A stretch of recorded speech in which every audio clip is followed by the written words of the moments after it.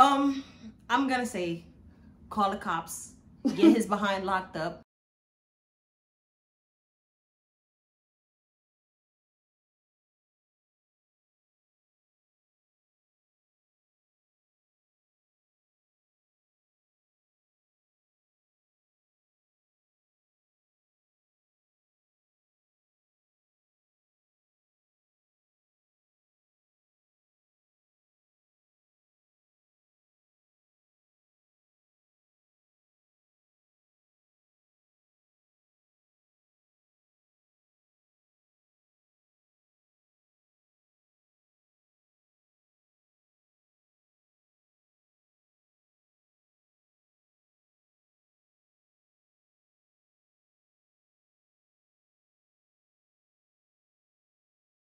Mala Zahra. Mala Matu. And we are the Amaz. And we finally are back with another sitting video. Right. See? Know the vibes. Sorry. But so in today's video, Every time somebody say, you know the vibes, I want to say, well, a book. what a book. We saying hi to you out there. Anyway, so today's video is going to be a very touchy subject. It's not going to be your usual fun akikiki video, you know. So you'll be akikiki. It's not funny. Anyways, you know, we got haters in the comment section. You don't want nobody coming at us. So stop Exactly. So we just want Shout out to all y'all. We just want to say before the video starts, if anybody's actually going through any of these circumstances that we are mentioning, just know that we feel for you. And if you feel like this video is too much for you to watch, exit now. Don't listen to it. Nag pour dire ça en wolof. Dañuy wax ne sujet bu sensible la donc pour ñu koy seetaan bu fekkee ne daf leen a kii mën na leen a kii daal mën na leen touché bu fekkee nag confortable ñu seetaan ko. waaw parce que vidéo bi liñ ci wax xam nga peut-être mën na génne ay rongañ et tout xam nga donc su fekkee da nga yaakaar ne c'est trop pour toi. Anyways, let's get started with the video. So the first question is, when you're in a marriage or relationship, how far is too far when it comes to physical abuse? Some people, what you may consider as abuse, they don't consider as abuse. Okay. So answer that question. Pour dire ça en wolof, soo nekkee ci mariage wala relation, lan moo lay pousser à bout daal su fekkee kenn daf lay non. Lan mooy physical abuse ci yow, like abuse physicalement lan nga mën a tolérer suñuy wax affaire abuse ak mauvais traitements ak yooyu ci mariage wala relation lan nga mën a tolérer parce que pour exemple physiquement affaire physique la nag waxuma affaire wax wala saagante wala dégg parce que li may wax mooy mag asa mën nañ nekk ci mariage dégg nga ma dóor ko nii dégg nga te loolu mën na nekk ay kaf ci ñu mais ci beneen mariage peut-être su ko góor gi defoon jigéen ji dinañ ci am problème donc lan moo lay pousser à bout like genre loolu laa bëgg a wax en wolof léegi in English I feel like oftentimes we really tend to like play fight in relationships and stuff like that. So we have to know where the limit is. I try to stop play fighting because I play too rough. That's one. But I feel like once like you really start hitting me hard, like if we're play fighting, we're supposed to be just playfully hitting each other and stuff like that. But like if it's too harsh or like, bro, like no, just don't hit me. I don't care. Like any type of hitting to me is just doing the most because I'm gonna want to hit you back even harder than you hit me, which is gonna create some type of conflict and stuff like that. So des fois dañuy nekk surtout ñun jeunes yi dañuy nekk ci ay relation ñuy bëgg di fo di xeex ak yooyu noonu am na ñoo xam ne nag mën nañ ko dañ koy def mais yooyu yenn xeex yooyu noonu des fois mooy ëpp ba sori yóbbu ci ay yeneen tàmm di dóorante dóor yu garaaw ak yooyu noonu ba benn jour ñu gaañ la ci nga koy xëcc ak yooyu noonu so man asa fooweewuma ay dóor ak yooyu noonu jéemuma laalante di foowante ak yooyu noonu ndax boo ma dóoree damay bëgg a fayu te da la ko xatee su saful comme ni ma bëggee mu saf wala ma sentir ne li ma la dóoree nii saful damay bëgg a dóoraat beneen dóor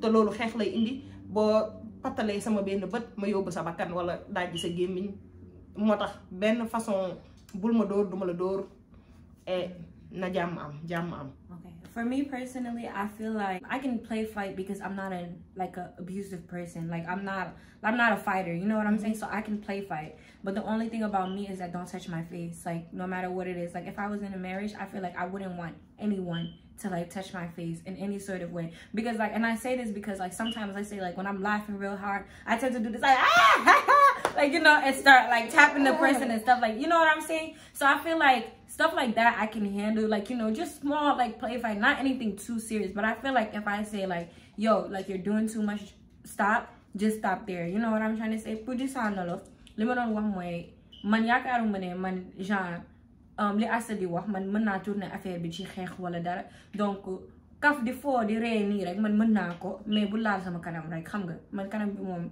sama kanam c'est précieux, ne touche pas. Waaw moom go dégg nga. So like su fekkee ne daal laaloo sama kanam te mën nañ kafooree ba génn ci loolu baax na, mais su ma la nee arrêté nag da ngay arrêté wax dëgg fa yàlla. I feel like the playing around, play fighting and stuff is not a big deal. I feel like I'm not the type to do it either. Once you allow that, and then that can give them like, you know, they can feel like, okay, it's okay to go further or tap them harder. Like they may pass the play fighting part. I don't know if y'all get what I mean or whatever. I get it. Yeah, okay. Pour this temps en wolof man ni ma ko gisee mooy kaf dóorante dàqante yooyu. Je pense que dara nekku ci, mais ba léegi yaakaar naa du sama genre.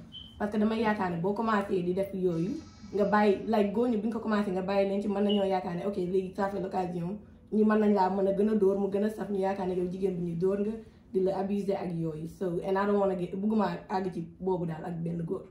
So yeah. Alright, so the next question is, do you know someone who has experienced physical abuse in their marriage, and if so, how did it turn out? You don't gotta say any name. For this on love, est-ce que xam ngeen kenn koo xamante ne daanoon nañ ko maltraité ci seen mariage te su fekkee xam ngeen ko situation bi nan la tourné? I do know that I've heard of the situation. I've never witnessed it, let me say it. I've heard of situations where people that I know were in an abusive marriage, but like the way it is like with the way it was back in the day, it's like stuff like that was kind of normalized. So because of that, as they grew in their marriage, they kind of tend to it kind of tends to like stop on its own, if that makes sense. But I don't think that made the person like stop being in their marriage or anything as of that. But as of today, I don't know anybody.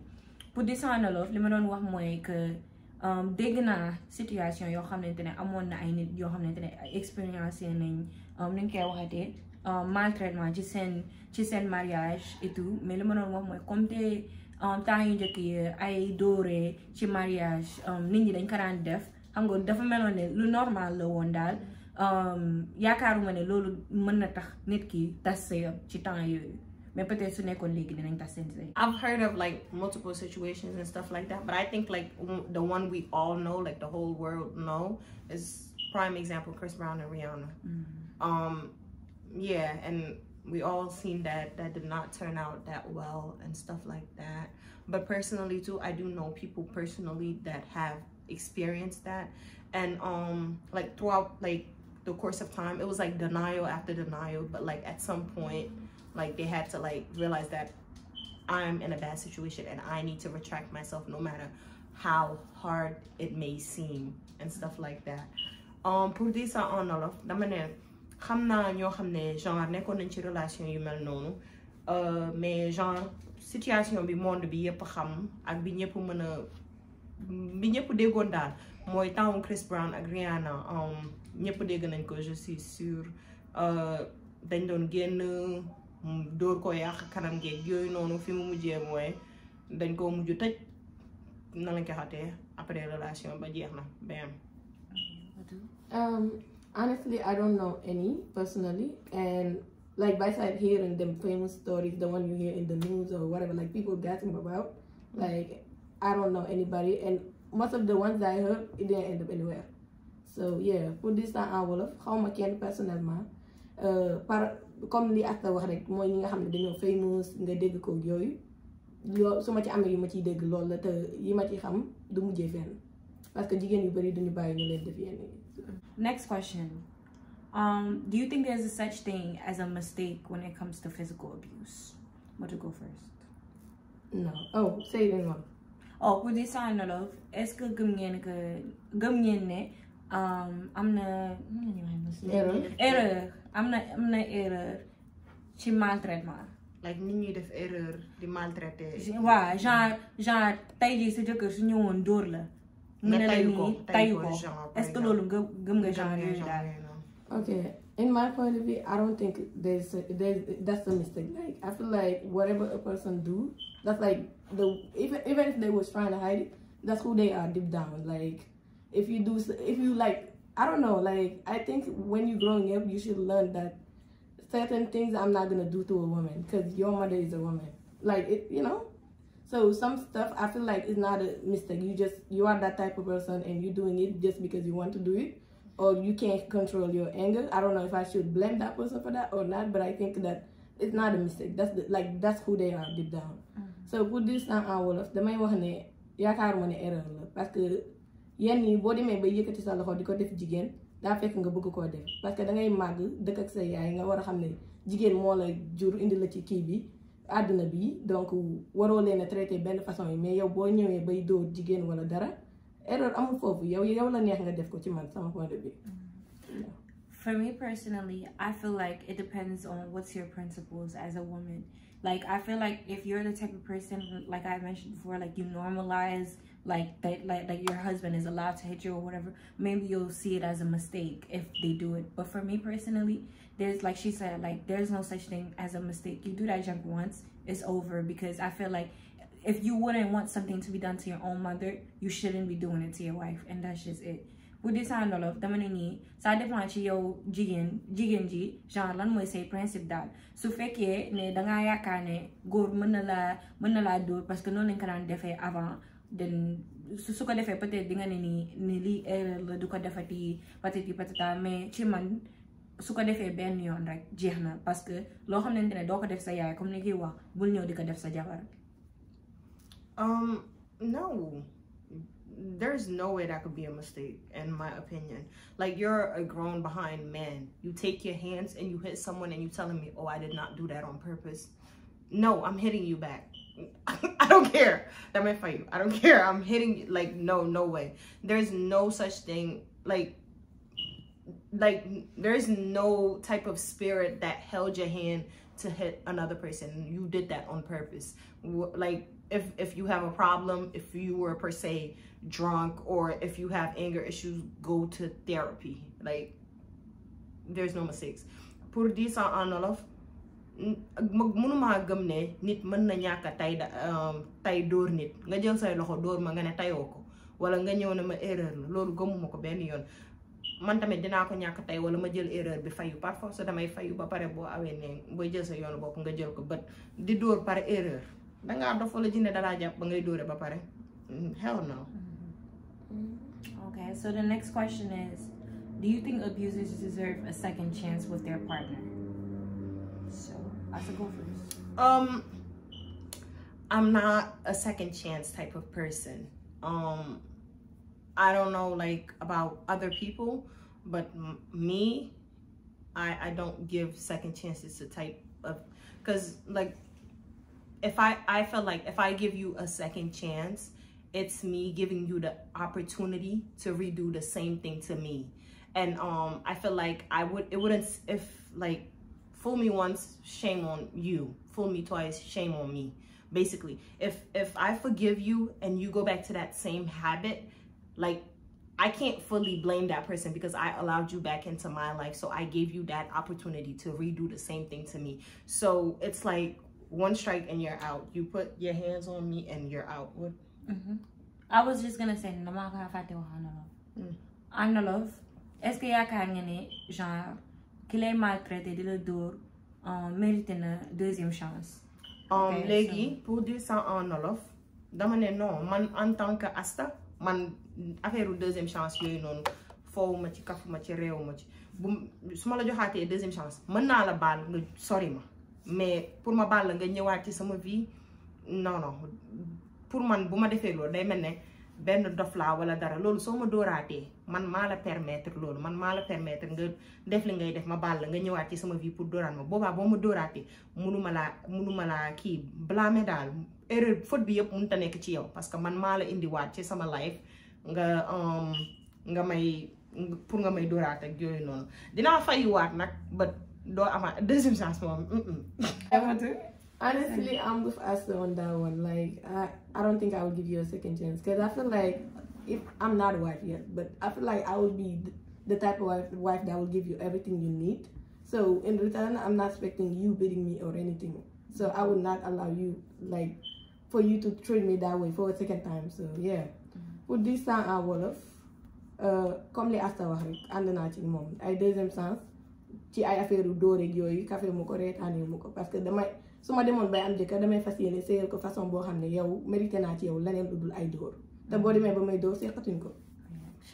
Okay. And I want to know if like some type of spirit possess a nigga to like, right? Bro, I wish I jinne you like king and on my door. Nah, I can't stand that, bro. I don't care. Right? Bro,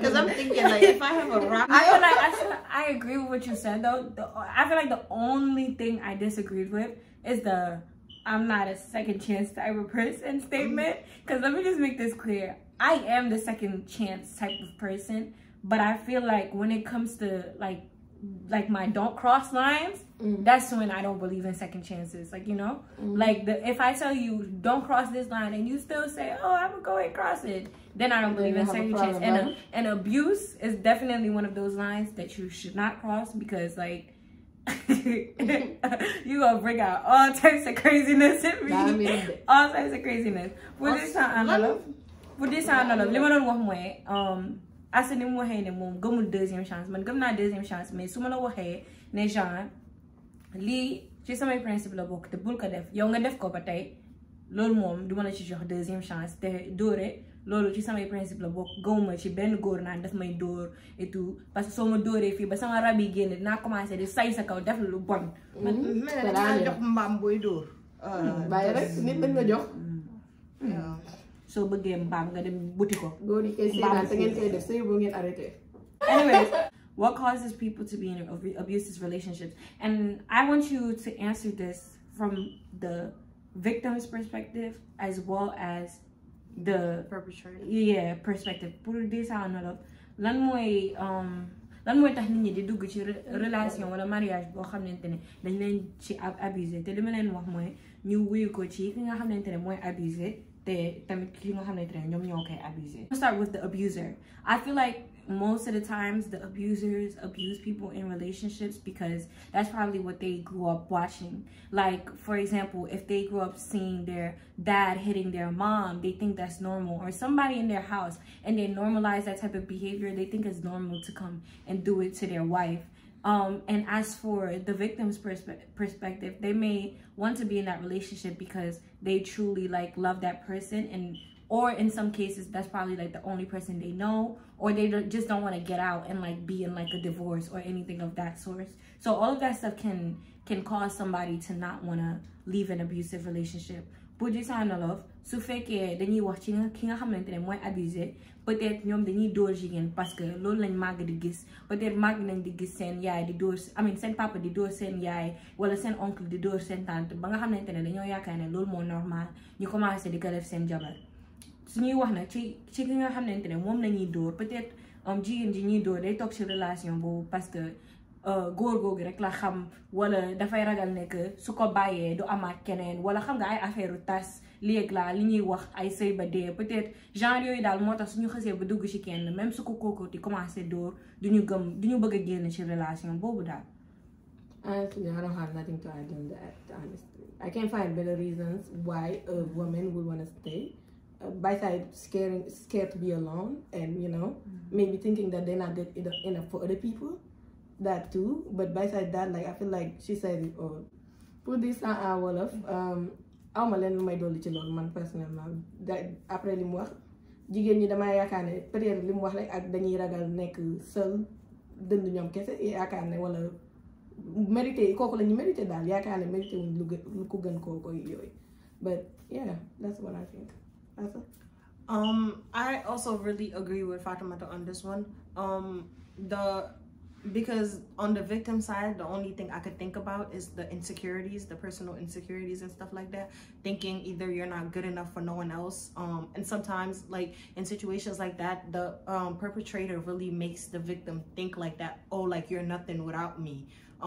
Like, I'm the only one that loves you. Or it could also be on, like, the, like, it could also be due to a lot of manipulations. It could be like, oh, I really love you. I'm sorry, but I didn't mean it. I have an issue, but I'm never gonna do it again. Like, bring gifts, like all that stuff, being remorseful and stuff like that, to just come back and repeat it. But the only thing the victim can think about is the idea of that person really loving them. So they hold on to that love more than they hold on to the pain.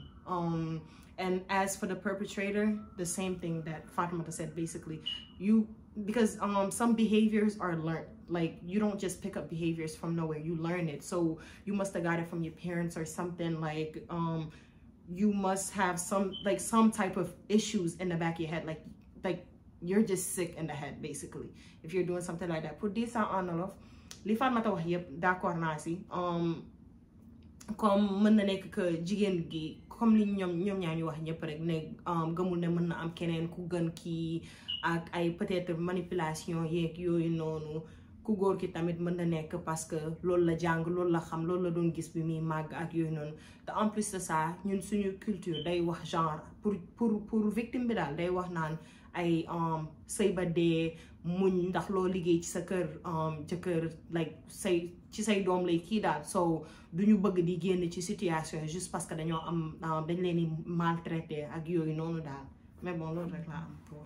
Okay, the next question is what does a woman do if she enters a marriage and then discovers that the man is abusive? Bu dee saanalof lan la jigéen war a def su fekkee dafa dugg ci mariage ba pare après ci la ñuy xam ne que seen jëkkër dafay dóore daal. Get out. Because I don't think you should stay or try to see if you can change the man, because you can't change him. You find him that way. Probably somebody else tried before you, so don't stay. Pour dire ça en wolof, génn naa ta ca ba muy teel. Parce que boo fa toogee di ko jéem a changer, mënoo ko changer, jikkoom la. Jikko nit nañuy wax, jikko yow ba ca bàmmeel ba. Merci beaucoup. Jikkoom la, boo moytul keneen jiitu na fa jéem koo changer bu ko. Donc yaakaaruma ne mérite nga nekk di subir loolu daal jar ko, honestly. No matter what. I'm gonna say call the cops. Get his behind locked up and leave. Like, yo, I don't care if it's a marriage or anything. Like, it's not that, like, you know what I'm saying? I know I've never been in that situation, so of course I cannot relate. But what I would advise, like what I would tell anyone if I knew of anyone that was dealing with that shit, get out. Get out. If I know you personally, listen, I'm telling you to get out. If you want that man to feel the same type of pain you feel, we gonna jump him or something. But please just get out. But this I know. But they yang si American jagi, all police.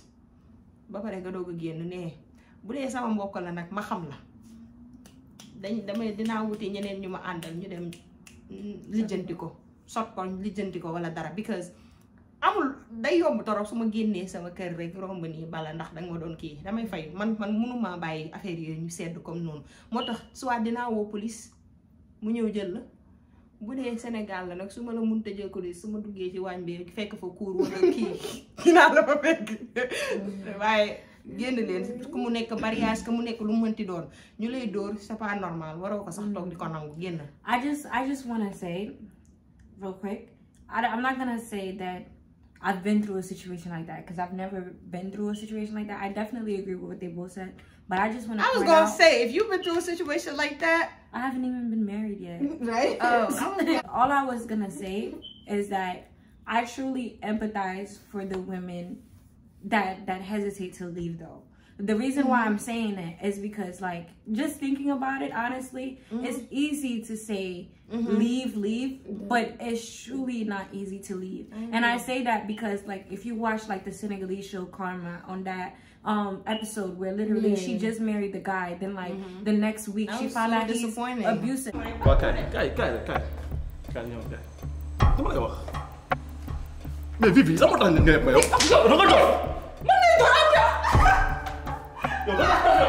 Like, honestly, I feel like somebody like me, I could not handle something like that. I would go mentally insane. So, like, I truly empathize for people that, like struggle to leave, because I know it's not easy to leave. But either way, you do have to go, because don't even think about, like, oh, this man is showing me another color, but you are not safe yourself as the woman in that relationship. And let me add something before you translate and all of, like, and if you feel like you're like that and you're not going to be able to leave, tell a family member or tell a close friend, because no matter how much you want to stay, they will pull you out of it. You know what I'm saying? Like, but if you keep it to yourself, that's when you stay in even longer. Yeah, lima bëggoon wax analoof mooy que ni li ñu wax dëgg la dangaa war a dem su fekkee ne dangaa xam ne nit ki daf lay dóor ak et tout loolu yëpp, mais li may wax mooy tamit comprendre naa ñi nga xamante ne dañuy hésiter pour toog wala dañuy yaakaar a toog, parce que loolu nag dañuy wax dëgg rek, loolu yombul nga dugg ci sëy ba pare xam ne ni ki ngay sëyal daf lay maltraité di la dóor, loolu yombul pour nga ñëw rek ki nga waroon defal sa mariage yëpp à vie léegi nga bëgg tourner nii danga koy divorcer te matul sax nañ ne 1 mois wala 2 mois. Xam nga li may wax li ma doon wax mooy comme ni ñu koy waxatee émission bi karma soo gisee ba seen xarit boobu noonu mu marié ak jëkkër ji 1 semaine après kooku commencé di ko dóor ndax ay affaire togg ak yu ñàkk fay la, comprendre nga. Donc li mu wax rek su fekkee ne dangaa xam ne dangaa nekk ci situation boobu te mënoo génn nga wax sa xarit wala pas sa xarit sax sa famille wala koo xamante ne jege na la bu baax nga wax leen ko, comme ça ñu dimbali la ci génn bi, parce que c'est pas sûr. Entre parenthèses, karma bi nga wax moo duggaay ci sama biir xol bi mu metti ma, góor lëndëm na. Hey, lii lan la yow c'est quoi ça? Vivi, c'est quoi ça? nan nga mën a mënee nit benn kanam ba takk ko ba nax ko ba takk ko, même pas 1 semaine après nga changer sa visage dem di ko won leneen di ko maltraiter, mel ni kii defoo lépp li nga mën pour takk ko. Like lan man ne man loolu honestly man li ma ci mën a wax rek mooy bàyyi naa la yàlla ak yàlla, man loolu rek laa mën a wax. bàyyi naa la ak yàlla, waaye man su ma fayiwul rek sama xol bi du xaw a kii tuuti. comprendre naa li ngay wax ci affaire fayu, mais li nga comprendre loolu laa lay wax genre yu mel noonu li tax ma ne ni bàyyi naa la ak yàlla, parce que am na àq boo xamante ne asa gis nga soo ko tegee nit wallaay yow loo mënti fayu li ko yàlla di fayoo wax nga dëgg de moo gën a bon te xam nga ni ko yàlla di fayoo non seulement waxuma sax su dee mais peut-être dina ko dal avant muy dee. comprendre loolu dëgg la de, waaye nit ñëpp yamuñu. parce que fa laa waxee yow li nga amee xolu jës toog bañ a def dara ne bàyyi naa la ak yàlla xam nga lii mën naa ko def de, waaye man Assa may dox ci mbedd bi ma xam ne kii yàq na sama vie def na ma lii, man may xaar rek ba yàlla di ma fayul wala ba bis yombal xeyaam. metti na de yàlla mën na ko gaawal rek. metti na te dis na ma de xanaa bis bu yàlla na ma yàlla may xol boobu de, waaye su ma ko mayu. What I was saying is like speaking back on that show she was talking about, it's really crazy how like some men really show you one side and then the minute they get what they want they instantly change, like because that show literally he did everything he could to marry that girl, and literally not even a week later he started abusing her, he started hitting her, mistreating her and all that. And I'm just saying, like, it's so crazy how like you go through all that just to end up like mistreating the girl and stuff like that. Why not just leave her alone? You know what I'm saying? What is the whole point of going through that whole cycle? Like, you know, like I just don't understand the mentality. I'm saying that I wish that I'm just in a headspace where if that were to happen to me, I pray to God it doesn't, I could just leave everything in the hands of God, because karma is I would leave it in the hands karma is a, but I'm saying that, you know, I just pray that God the Lord gives me the strength to leave it in his hands, because if he leaves it in my, if I take care of it, I'm going to jail. I am going to jail. Next. Okay. So I feel like I answered the next question, so there's no point in saying it, but it was just like, well, what if the woman doesn't have the courage to leave? And you just said it. So the next question is, are women also the abusers in relationships / marriages? I think yes, we can be very like abusive, but I feel like women are mostly abusive verbally than physically, because we don't have the same strength. But I feel like we would say stuff that would make a man do certain things to us, but that I feel like that still don't justify you putting your hands on me.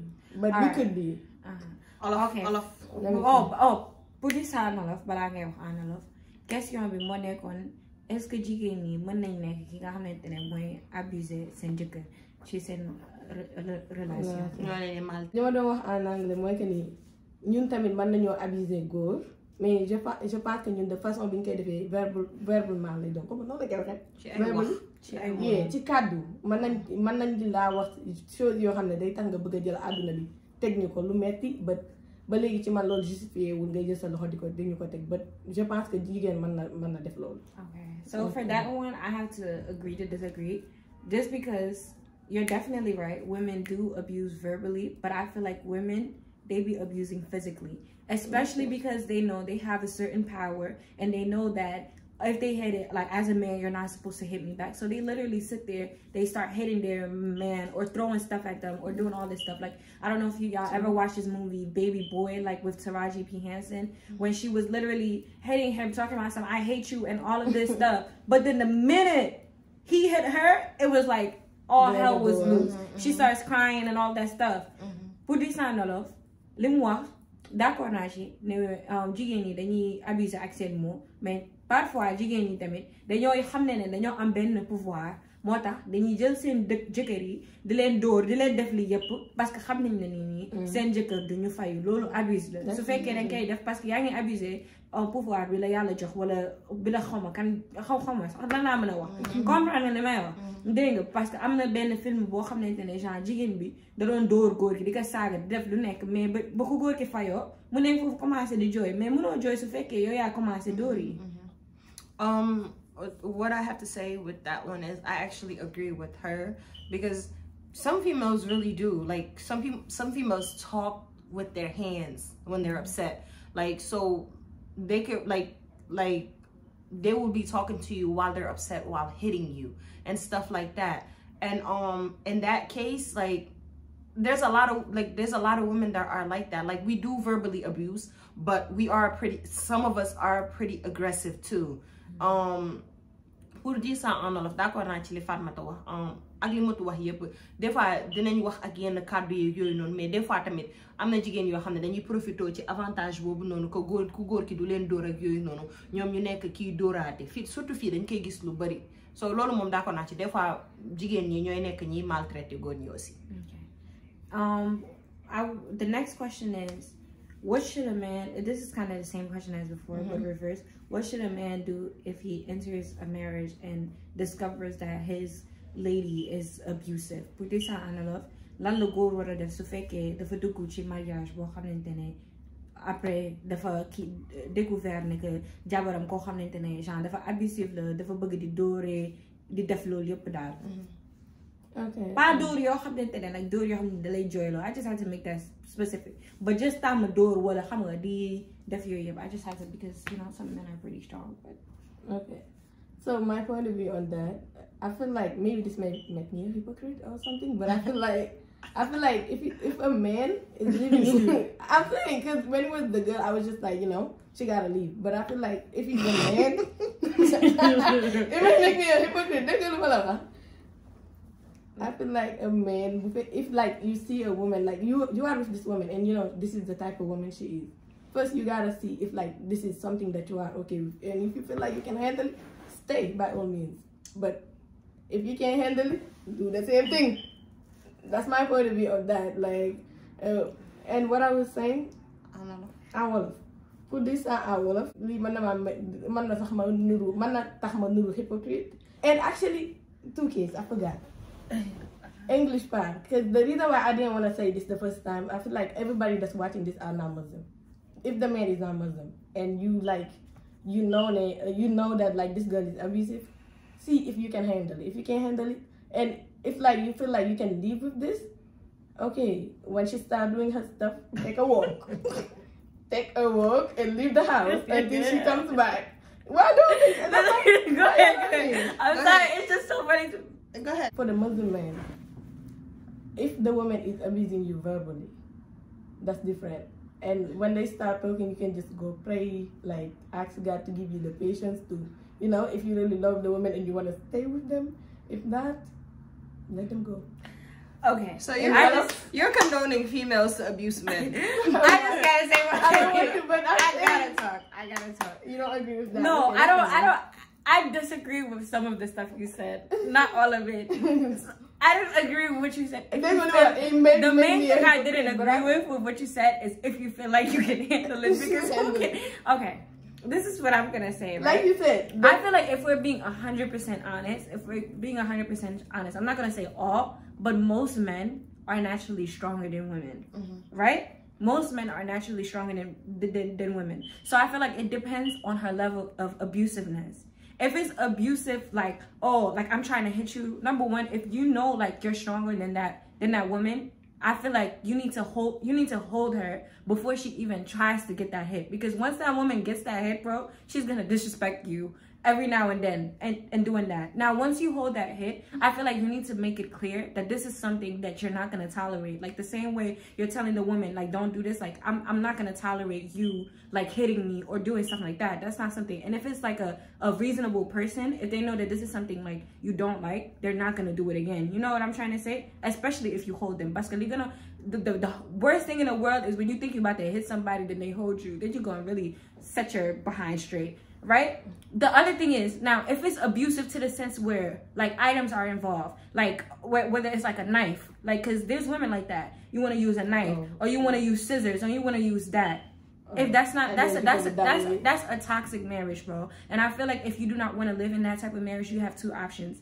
If you're into monogamy, leave that girl. If you're into polygamy, get a second wife. That's all I gotta say. Pour l'instant enveloppe li may wax mooy que ne naturellement góor yi ñoo gën a am doole que jigéen ñi comprendre donc su fekkee ne xam nga ne yow yaa ko gën a am doole bul ko sax may mu nekk fi naan daf lay dóor parce que jigéen am na nu mu mel boo xamante ne soo ko mayee mu dóor la benn yoon boobu dina ko jéem a defaat mais dina commencé di la manque de respect tamit donc bu ko sax may mu lay dóor loolu mooy premier bi deuxième bi mooy soo ko arrêté ci dóor yooyu noonu mu yaakaaroon ne daf koy waaj a def nga wax ko ne lii doo ko toléré carrément te su fekkee jigéen boo xamante ne dafay dox ak xelam du ko defaat spécialement su xamee ne lii daf lay naqare wala neexu la te bëggoo ko ci relation bi su fekkee nag affaire bi dafa day nekk foofu def abus yi nga xamante ne day jël ay paaka gi yooyu soo bëggul nekk kooku dama sa yoon balaa mi nekk fi di la rendi sooy nelaw wax naa lu leer su fekkee nag danga ne da ngay toog ba tey am fitu toog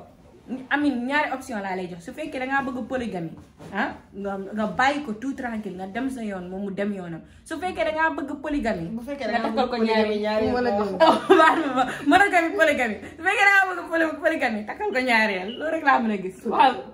Okay, I kind of agree with both of them in a sense. Like so this is what I'm saying. I do agree that men are naturally stronger than women. I also believe that men and women are not equal. So but I also believe that no type of abuse, whether it's from the male or from the female, is okay. I don't like condone to none of them, the female hitting the male or the male hitting the female. So I feel like from the get-go, that's relationship boundaries that y'all both should be setting, because it's all about respect at the end of the day. If this is something you don't want to deal with, like, do not, like, it always what are you doing? I'm sorry, all I keep thinking about is if they can handle it. I mean, if you can handle it. She said if you can handle it. It always brings me back to Will Smith and Jada Pinkett. I remember like watching one of their interviews, and Will was like, when they first started dating, Jada cursed him out, and he said, if you're gonna do this, then you can leave. Like, we're not gonna keep dating if you're gonna be cursing me out. Because from the get-go, he saw where that was gonna go. If he allowed it once, it was gonna keep going. So he set her straight and said, I don't want no type of relationship where we're gonna be verbally abusing each other. So that was then. So if you want a certain type of relationship, set it from the start. And if that's your main thing, bro, just leave. Like, you should not sit there and because my thing is, us females, we can be pushy. You can allow 1 hit, okay, 2 hits, okay, but we can take you to a point where you're gonna want to hit us back, and when you do, of course, we're gonna yell like the world is over. And you could go to jail. Jody! Shut up! Fucking out your mind or something? Now what, nigga? I'm sick of you cheating on me, Jody. You make me sick. You so full of shit. Told you to stop hitting. you could go to jail for that, and like some other type of consequences. Like, just like I would advise the woman to leave, I would advise you to dip too. Cause it's like, we really could pull some type of things out of you that like you know what, we could bruise your ego by like taking it to a certain like level that you're not gonna like, and then when you end up hitting us, though we deserve it, because if you hit me, I'm hitting you back. So of course, if I hit you, I expect nothing less, but I would expect you to just be better than me and just leave me. I feel like if you leave, like, you're hurting them the same way. Pour dire ça en Wolof, comme li ñuy wax rek, jigéen ak góor yamuñu, mais aussi juste parce que yamuñu, cela ne veut pas dire que dangaa war a bàyyi ku jigéen ki di la dóor juste parce que tolloo woo leen, wala parce que ku góor ki ko ëpp doole wala loolu. Man ni may conseiller ku jigéen ki pour mu fayu dem, loolu laay conseiller ni may conseiller ku jigéen ki pour mu fayu dem, noonu laay conseiller ku góor ki pour mu bañ a fayu, bu mu fayu de, waaye na dem ba ko fa, ndax bu ko fa bàyyee tamit noonu même kii bi lay am, dina metti ci moom. Takal ñaareel sax duma ko def parce que bu dee polygamie la Fatmata mu takal ko ñaareel, yàlla nee na danga leen a war a jox même amount of time bi. Bu demee fee 2 jours, demaat fee 2 jours, ñu koy nokk, mu dem fee 2 jours, loolu amul sens. Romb nga 2 jours bànneex, 2 jours misère, 2 jours bànneex. Loolu ban sens. Bàyyil kee, jigéen ñi bari nañ ci àdduna bi, nga dem takki keneen wala but I feel like what you said was more reasonable, because like which is setting that straight before the marriage. Waaw, nga teel koo wax, nga ne nii kafewuma ay dóor, kafewuma ay saaga, kafewuma ay lii. Boobaa loolu ku ko ci def, loolu kooku moo lay manqué de respect, kooku respecté wu la, parce que am na loo leen waxoon ci commencement bi, moom mu def ko. Ku ci mënta respecté sa kàddu nag, na dem ne yow nga dem ne. Is it wrong for a man to hit a woman if she hits first? Pour dire ça en wolof, est-ce que jaadu na pour góor dóor jigéen su fekkee ci ku jigéen ki moo ko njëkk a dóor? Dóor daal fayu la sant, dóor fayu la sant. Soo mënee téye sa bopp, téyel sa bopp nga romb, mais boo ko mënul nag fayul nga dem, moo la njëkk, moo la tooñ. Man bàyyi nag conseil wu ma ko kenn ngir yàlla. Can I just say something? Yeah. Boy nekk kenn moom da ngay ñaan mu tane la. Loolu mooy wax ji. Man soo ma tanee sax nga bañ a fayu romb ma moo gën. Waaye aussi damaa nekk nit ku raisonnable boo xam ne su ma la njëkkoon dóor, soo fayoo xam nga mettee tamit dinaa xam ci sama digg bopp bii de maa la jikko dóor daf ma gën a jàpp. Anyways, I wanted to say like I would understand if I hit you first and you hit me back, but I would recommend I would recommend if you can hold yourself and put yourself together and just dip. That's better than hitting back. Okay, to answer the question, I don't think it justifies it. I don't think under any circumstances a man should be hitting a woman. Like I don't think so. I don't think you should do it. However, if the man hits the woman because the woman hit first, I'm not gonna blame them or judge them for that, because at the end of the day, some hitting can involve like some type of emotional attachment with certain people. So like certain people have like a natural reflex when they get hit to hit back. So I'm not gonna judge them for that. But this I know, yaakaaruma ne nu mu mënti demee daal, même si loolu jigéen ji dóoree war ngaa fayu, yaakaaruma loolu. Mais nag su fekkee dañoo décider fayu, du ma leen juger parce que ku jigéen ji moo tooñ, yow yaa njëkk a dóore, donc du ma leen juger, te am na ñoo xamante ne ku leen dóor li kii wax dañuy fayu. Donc I mean loolu la xam. Next and last question. What advice should you give to both men and women in abusive relationships? Go first, Madu. Okay, I'm gonna start with the woman. Oh, you didn't translate it in woman. Oh, put this on off. Ban conseil nga mën a jox góor wala jigéen boo xamante ne ñoo ngi ci relation boo xamante ne dañ leen di maltraité mariage boo xamante ne dañ leen di maltraité. Okay. I'm just gonna take it from my, like, if it was me living it as a woman, if like, okay, let me, not even me, but like if I see Fatimata living a situation like that, I would tell her that she deserves better than that.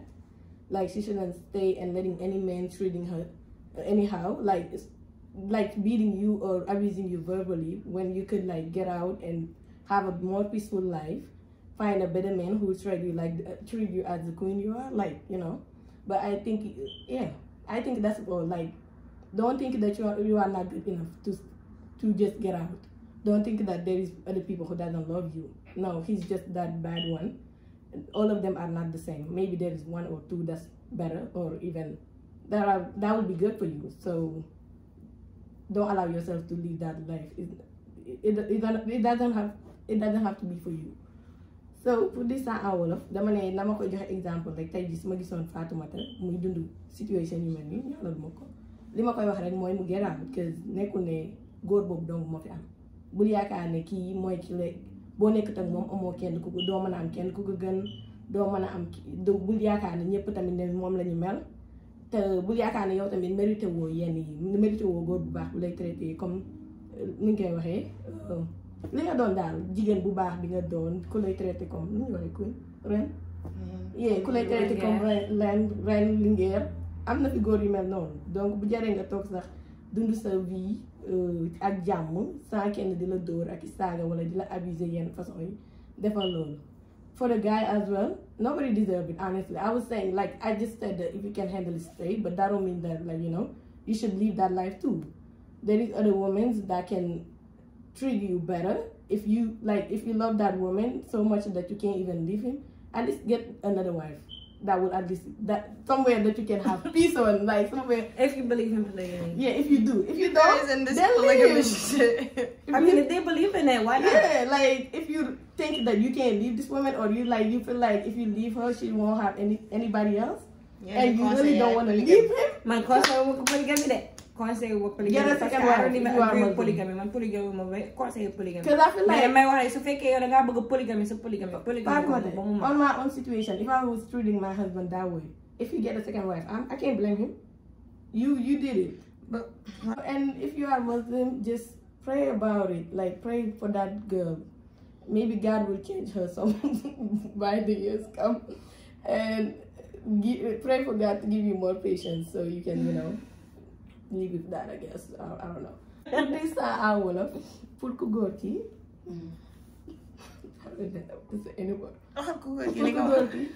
Boo mënee takk ñaareel takkal ñaareel. Boo bëggee ko jigéen ki ba nga xam ne mënoo koo bàyyi wala boo ko bàyyiwee du am fu mu dem takkal ko ñaareel peut-être loolu dina ko changer. Bu fekkee mënoo takk ñaareel boo bëggul takk ñaareel wala nga bëgg a toog ku jigéen ki del ñaan yàlla mu changer ko parce que yàlla dina la ci wàllu bu baax. Jox la more patience nga ban koo mujjal wala nga bàyyi ko mu dem rek. Que kenn mérité wu loolu. Kenn mérité wu ko ci sama point de vue. Yàlla ku góor ki kat mën na koo muñ. If he ana kay waxuma ban nga ko boo ko mënee wu if you can handle it. If baa nga ci kanam de. Why didn't you tell the girl if she can handle it? I don't think any woman can handle that. I'm just looking at it from myself. I can't handle it. Adama da demal. Mosu ngeen dalaw yi. Sato da soog nga de. Oh my gosh. I wasn't even a question, bro. I'm so tired. The advice you would give to a man or a woman going through an abusive relationship. Leave. That's all I gotta tell you. Angle. Leave, bro. No. Okay, seriously, I'm so sorry. And I truly empathize. And I just say, leave. Don't come back. Run far away. That's not funny. I don't know why you're laughing. But this one, love. Fekkee da ngaa nekk ci relation mel noonu wala mariage mel noonu génnal nga dem sa yoon ne ko may ma sama baat The advice I would give to a man and a woman going through abusive relationship, try to love yourself, because if you love yourself and you acknowledge yourself as the king and queen that you are, you will not let yourself be mistreated by anyone. Abusive. That's very abusive. By anyone. You just need to love yourself and put yourself into such a high standard that if the man or the woman don't meet that, they gotta go. That's it. So it's all about loving yourself. Put yourself first. No matter how much you think you love that man or that woman, tell yourself that I love me more than you. So ku di sa anolof ku jigen ki ak ku góor ki ñuy maltraité ci situation yooyu man dama am pour conseiller la rek mooy nga gën a bëgg sa bopp ni nga bëggee relation boobu ni nga gën a bëggee ku góor ko wala ku jigéen kooku noonu sama bopp ma la gënal du bañ naa la booy génn ci situation boobu da ngay tànn sa bopp sauver sa bopp balaa ngay xalaat leneen so pour ci man nga génn xam ne am na leneen lu gën li ngay bàyyi fii mi ngi ci kanam que nga toog ci biir moo ma gën a que mu nekk jigéen wala mu nekk góor na yeah.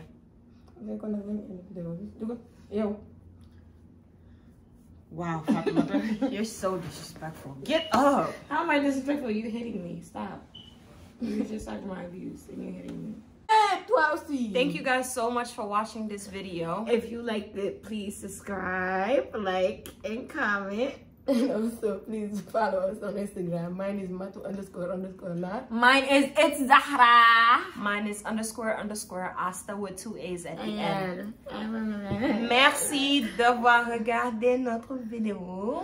Si vous aimez Fatoumata Zahra Ama, il faut me suivre sur ma page de Instagram. Si vous avez aimé notre vidéo, abonnez-vous, aimez, partagez. Et suivez-moi sur Instagram. Suivez-moi sur Instagram. Asta avec deux A à la fin. Asta, arrête de faire genre. Voilà. Bye.